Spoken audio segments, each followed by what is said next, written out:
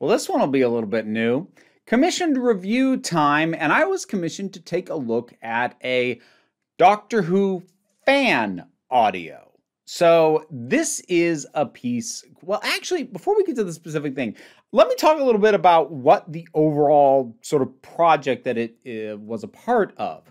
So there's a channel called Beware. I'll put a link to all this stuff down in the description, or actually maybe a pinned comment. Yeah, it'll be a pinned comment because since I'm talking about Doctor Who IP, but not an actual BBC production, I don't think I'll have my usual disclaimer on Doctor Who as a pinned comment in this particular case. But in any case, they put together basically an alternate Series 11. I think they actually called it Series 11 Redux. It was put out in 2020, and it was a reimagining of Series 11, basically from the ground up with a completely different Doctor and different companion. I don't know enough about the background of the people involved to know, the full thought process or angle that went into this, but that's how it's presented. And there's an odd quirk in this. So as a fan cast, it's not super uncommon for them to create an original Doctor rather than try and get someone to try and do an impression of an existing Doctor. And that is sort of the case here. It's weird. It envisions a world in which the Doctor is played by Domhnall Gleeson and the companion is played by Lana Condor, who are actual established actors, but neither of them are involved in the project and they don't voice these characters. So what they have actors playing the Doctor and the companion trying to evoke these actors who are not actually involved. It's an odd approach. It's an interesting one, though. So what I was commissioned to take a look at is what's called The Woman Under the Roof. And this is the fourth episode in this particular series. I don't know how many episodes there were. They vary in length. There's a mini-sode, but other than that, they range from about an hour to almost 2. This one's about an hour 40, all told. It's done as a single thing. It's not broken up as multi-parts. They don't insert, where episode breaks would be or anything like that. They just tell the story. And let me just say first off, the audio production on this, it's real good. I don't know what their recording setup was, if everyone had to be recorded separately. I know it came out in 2020, but it could easily have been produced prior to that before everything went into lockdown, or at least the recording part of it. Knowing how long audio editing takes. I'll get the audiobook out at some point. I swear I will. It just takes a long time. Anyways, it's really good production. This particular one is going for a horror, creeping, ghost story kind of atmosphere. And it captures that atmosphere really, really well. So this is top-notch production on this. This is a really well put together piece. There's a couple different ways for me to try and talk about this. There's talking about it strictly as a fan work, in which case of the fan works I've taken in, which actually isn't that much. I don't engage with a lot of fan works, despite the fact that I've been in some. It's just not something that I sort of set aside the time to do. I love that it exists. I will always love that, but it's just not something I engage with a ton. And by that measure, it's one of the better fan audio dramas for Doctor Who that I have heard. But then the question is, do I judge it by the metric that I would judge any Doctor Who story? And part of me wonders if that's unfair, given that, at least so far as I am aware, everybody involved is an enthusiastic amateur and not a professional in these fields. Professional actor, writer, sound engineer, etc. I don't know if that's fair for me to compare it to things like Big Finish. Except I feel like I kind of have to, because it's at a higher quality than I would have necessarily assumed a fan cast would have been. And so I feel like grading it on a curve is almost kind of doing it a disservice, because it's too good to be graded on that curve like that, at least as far as like production and overall quality goes. I'll get into some of the specifics and story and stuff, which I'm a little more mixed on for what are some just quirk reasons, some specific to the production, some not. But anyways, this is, as I said, a horror tinged story. It has the Doctor and Jesse, landing the TARDIS at this sort of defunct factory, and they end up running into this woman who is a paranormal investigator, sort of. That's the general vein of what she's doing, and she drags her kid along, and she has, an assistant there, but she's very much a glory seeker is going to be the easiest way to put it. The more complicated way to put it, stick a pin in it, we'll get there. But they encounter each other, and then obviously there's just weirdness that goes on here. And there is the fabled woman under the roof, is the supposed ghost that haunts this location. And then obviously stuff starts going wrong. They find themselves, stuck in a place where the Doctor's lost his sonic. The TARDIS can't take off. There's lights flickering. Somebody goes missing, etc., etc., etc. So as I said, it builds a really great atmosphere. And having now listened to this, it now makes a lot of sense to me that Dominic Martin, the Who Chaser, who produced a Doctor Who related audio that I was actually in. Screw it, I'll promote it. It's up, link up over there. I understand why he made the decision with his series, Doctor Who Remnants, to not have the Doctor involved directly in these stories, that they were in the world of Doctor Who, and you could see how the Doctor's actions impacted what's going on with the various characters involved in these stories, but to not have the Doctor appear. I get why he did that, because it's a little bit of a tricky thing for me to judge this Doctor, and particularly this Doctor and companion relationship, because I don't really know them. Now, I could have, in theory, this is the 4th episode. Maybe things actually built them up and made the relationships clearer or more developed in prior things. That's distinctly possible. But what it occurs to me is it didn't occur to me before, rather, how big an advantage Big Finish has that all of these Doctors, most anyway, they do the Unbounds and some of this, but for the most part, the main characters that they deal with are established characters that audiences already have a sense of, and it allows them to just jump in and tell the story. Now, Doctor Who episodes also tend to do that. It's not like they reestablish who the Doctor is every time, but the thing is, there is an advantage involved in the visual medium of getting able to see their body language, the way they carry themselves, just a look in the eyes that gets you more invested and gives you a better understanding of a character than voice alone often can. It's harder to establish somebody with only voice. And as I said, it hadn't occurred to me prior to this that Big Finish kind of has a cheat sheet, because yes, while they introduce some wholly new characters, their leads are characters already established, so that audiences kind of already have a sense of them and can just hear them and perfectly picture it.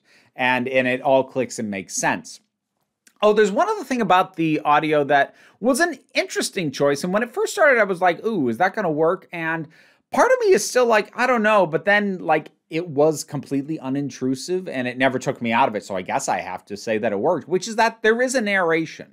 This isn't strictly an audio drama in the sense of all you hear are sounds and noises, maybe a little music, and, the vocal performances. There is actually a narrator describing, the actions characters take, describing the settings.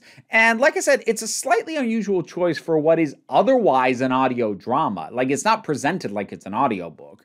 But it is unobtrusive and it does work and it never took me out of it. So even though part of me still wants to go, I don't know if that really worked, I can't name a way in which it didn't work. It's just odd and not something that I would have thought to include with something like this. But yeah, no, that works pretty well. Now, I kind of brought up this Doctor. I don't super get this Doctor. And to be fair, it does help that the main issue that I kind of have with him actually gets called out, not only by the story as a whole, but by the companion Jessie in specific, calls him out on stuff that he's doing that had me going, why are you going about things this way? And she flat out calls him out on it, which is good, which means that this isn't a mistake. This is a feature, not a bug. And then it's just a question of personal preference, as opposed to accidentally causing problems and not realizing you did that, which, when you're writing is a surprisingly easy thing to do. But the thing is, while the Doctor is present, this isn't really his story. He's there, he facilitates a lot of what's going on, he serves as exposition at a few points, but this is a story much more about that paranormal investigator that I talked about. Her name's Angel. And Angel is a monstrous human being. And this is one of those instances where it's funny. It made me think of The Idiot's Lantern with the absolutely horrifying, head of household kind of figure. And the thing that, for someone who deeply, deeply loathes The Idiot's Lantern the way that I do, if you don't know, that review will cover you. Seeing something deal with similar elements and make them work, certainly work a heck of a lot better, is always kind of interesting. That said, it doesn't make it a comfortable listen. So Angel is not a terrible person in the same way that the father from Idiot's Lantern was a terrible person. And that actually might be part of it, because one of the many problems I have with the Idiot's Lantern, but talking about that character specifically, was that he struck me as a caricature. And there are people who would tell me, particularly some of my UK viewers, who would tell me, there either are or were actually guys like this, particularly after World War II, who came back and ruled their households like a tyrant. And it's not that I ever doubted them, it's that I don't have a frame of reference for that. And the degree to which they dialed up and the degree to which they fail to humanize him in any way, and he is only the worst version of this at all times, again, makes him cartoonish to me. Angel, by comparison, I would actually, first of all, argue is better layered, partly because she doesn't have just one note, but she keeps flicking into the worst aspects of who she is, even when she dips out of them at a few points. So that I would actually say is just flat out better. But beyond that, while I didn't recognize anybody that I've ever known or met in that father, I recognized stuff in Angel, in people who I have thankfully not had a ton of direct contact with. But let me put it this way. I'm very close with a number of people in my life who had a mother like this. And so I can see a lot more reality in what this is depicting, based off my own experience. Now, if someone were to listen to this and say, Angel seems unrealistic to me, how could anyone be that terrible? And because they don't have a frame of reference and have never met someone who has been impacted by a person like this, I get it. I totally get why someone wouldn't be able to relate to what's going on with that character, but I do. I wish I didn't, but I do. And I haven't really explained who she is. Angel is someone who really expected everything to be about her and to boost and benefit her, including her children. The entire reason she does this paranormal investigation is for the credit, for the recognition, for getting to put her name on the discovery or the defeat of something. She wants the credit for everything. And her kids, as far as she is concerned, are one of two things. They are either in her way and depriving her of the glory that it should be hers, to the point that she'll tell them to stand in the corner and gets actively mad if they try and help, because that means they might discover something. And she wants to. She wants to be the one.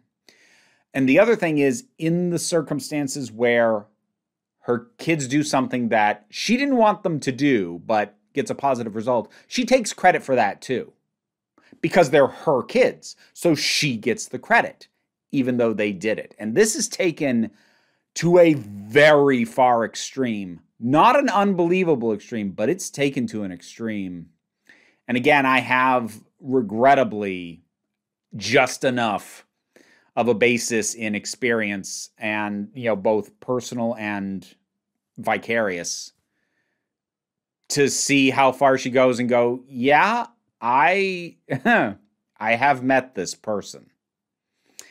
And that makes it, as I said, a difficult listen. And it definitely benefits from the overall atmosphere of this being a horror and being tension-filled. And, the actual specter, the woman under the roof, is a decent ghost and a decent monster concept to the extent that we get her. But, we don't get a ton of explanation about her or all the rest because she's not really the problem at the end of all this. She is a logistical problem, but she's not actually what is causing the biggest damage. And yeah, I can safely say that is all well executed because I don't ever want to listen to it again because it kind of hit a nerve. And if it hit a nerve, it means it did something right. But again, it makes for a very unpleasant listen to hear a very credible performance of a woman who views her children, who she's supposed to love and protect, as something that either holds her back, is failing to boost her because that's what they're supposed to do, or something that she can leech credit off of. They're either there to blame or to steal their accomplishments for herself. Yeah, it's heavy. And it's pretty well done. Again, it makes it difficult for me to recommend. Kind of depends on your tolerance for this kind of thing. But again, as a production, it's quite good. I wish I could say I'll listen to more of these audios. I can't promise that because I'm buried in work. This is one of many things that I probably never would have gotten to if somebody hadn't commissioned me to do it. So that's just kind of the way it is. But it's a well put together piece. So thank you for listening. You can listen to this or any of the other episodes in this series. As I said, they're decent quality, so I'd say they're worth checking out on that basis. Have you listened to this? What are your thoughts on this fan audios, or fan projects in general? What are some of your favorites? If you need to vent about someone who you've known in your life that the description I gave of Angel rang any kind of bells, you can do that too. It's okay. There's the usual stuff. There's Patreon. That's how I was commissioned to do this. Like, share, subscribe. There's all that. But normally this is a sign off I use on the main channel. But in this case, in case anyone's listening, for whom what I've described reminds you of things you've experienced, what I really want you to remember is that you are beautiful, you are valid, and you are loved. So, that'll be it for this time. Come on back next time you need a break. Hey, end credits time, which means I need to shout out some patrons. This time I'm going to be shouting out Robin Moore, Zubin Lutfala, Tarak, Oliver B., Melinda Walters, Imudelki, Leo the Boy, TT, Vernobulax the Poodle, Zach Paul, Eidolon, Tracy Scrabbit, Vincent Paul Bartolucci, Angry Kasparov, Toku BL Hoovian, Adam RDL Taylor, Shane Ross, Shayla Gourlay, and Brendan LaRose. You want to hear me mispronounce your name? Check out rewards on the Patreon. Thanks for all your support.